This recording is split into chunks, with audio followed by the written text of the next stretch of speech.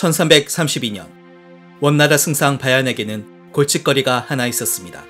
당시 궁에는 왕정이란 자가 있었는데 그가 일은 내팽겨둔 채 사냥과 여색에 빠져 지냈기 때문이었습니다. 결국 바얀은 황제에게 청하여 그를 본국으로 돌려보냈습니다. 그렇게 왕정은 고려로 돌아왔는데 그가 바로 한반도 역사상 최악의 폭군 충여왕이었습니다. 그는 어릴 때부터 방탕하게 생활했고 왕위에 오른 후에도 마찬가지였습니다. 이런 이유 때문에 그는 폐위되어 원나라로 끌려갔다가 다시 왕위에 오른 것이었습니다. 아버지 충숙왕이 죽자 그는 주변의 여자들을 모두 욕보이기 시작했습니다. 먼저 충숙왕의 후비인 권씨를 겁탈했습니다. 이에 충격을 받은 권씨는 자결하고 말았습니다. 또한 그는 장인의 후처, 신하의 아내까지 겁탈했습니다.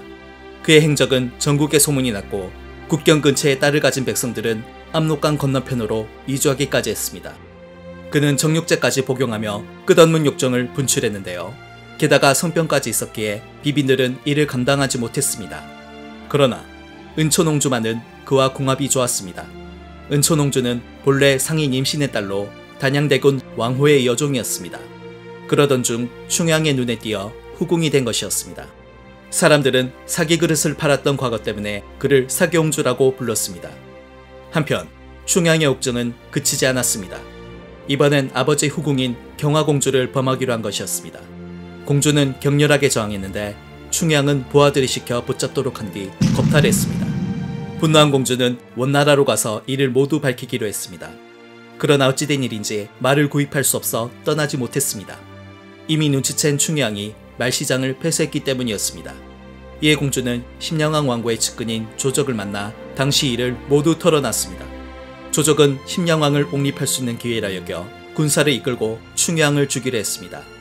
그러나 충양의 반격은 만만치 않았습니다. 결국 조적은 패하여 처형되고 말았습니다. 충양은 당시 서경에 있던 왕고를 잡으려 했지만 이미 대도로 달아난 뒤였습니다. 왕고는 바얀에게 경화공주 사건에 대해 말했고 충양은 다시 원으로 끌려가 옥에 갇히고 말았습니다.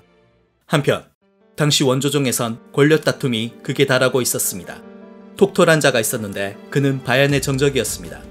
그는 순재 및 귀양후 일파와 짜고 바얀이 사냥을 나간 사이 성문을 봉쇄하고 승상직을 박탈했습니다. 결국 바얀은 길에서 죽고 말았습니다. 그렇게 충양의 적대적인 바얀이 제거되자 그는 또다시 왕에 오를 수 있었습니다. 그리고 그는 늘 그랬듯이 여자들을 겁탈했습니다. 왕이 이러하니 그를 사칭하며 겁탈하는 사건도 벌어졌습니다. 그는 백성들에게도 횡포를 부렸습니다. 그는 지나가는 사람들에게 탄환을 발사하거나 마국간을 짓기 위해 민가 백여채를 허물기도 했습니다. 또한 그는 새로 지은 궁궐을 장식하기 위해 전국에서 단청의 물감을 걷었습니다. 이를 어기면 몇 곱의 배를 내야 하기에 백성들의 원성이 높았습니다.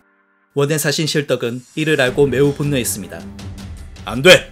이건 조선 아니 고려 천지에 있을 수 없는 일이야! 충양은 그에게 사름을 보내 황제에게 보고하지 말 것을 간청했다고 합니다. 1343년 8월 고려의 실권자였던 기철은 순재에게 충양의 행패를 보고했습니다. 당시 기철일파와 충양의 관계는 매우 나빴는데요. 유의인즉 충양은 부인 이씨를 겁탈했는데 그는 기철의 동생 기륜의 친척이었습니다. 또한 은초농주의 아버지인 임신이 기륜을 때린 적이 있었는데 충양은 오히려 임신의 편을 들고 기륜의 집을 허물기까지 했습니다. 결국 순재는 충양을 폐위시키기로 했습니다.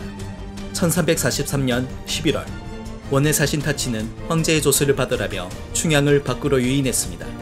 그가 병을 핑계로 나가지 않으려 하자 고영부는 황제의 의심을 사선 안 되니 나가야 된다고 말했습니다. 결국 그는 밖으로 나왔는데 타치가 갑자기 그를 발로 걷어차 쓰러뜨린 후 포박했습니다. 그는 놀라 고영부에게 도와달라고 했지만 고영부는 도리어 큰소리를 치며 꾸짖었습니다. 그렇게 충양은 원으로 끌려갔고 은초농주를 비롯한 후궁과 궁인 126명은 궁에서 추방되었습니다. 순재는 충양에게 말했습니다. 왕정은 백성을 매우 심하게 착취하였으니 비록 너의 피를 천하의 개들에게 먹인다고 해도 오히려 부족하다. 그러나 짐은 살생을 좋아하지 않으므로 너를 개항으로 유배 보내는 것이니 너는 나를 원망하지 말고 가도록 하라. 1344년 1월 충양은 개항으로 가던 도중 악양현에서 죽고 말았습니다. 이때 그의 나이 30세. 당시 그가 독주를 마셨거나 혹은 귤을 먹고 죽었다고 하지만 명확한 사인은 밝혀지지 않았습니다. 그의 사망 소식이 알려지자 고려 백성들은 모두 기뻐했다고 합니다. 물론 그도 잘한 것이 있긴 합니다.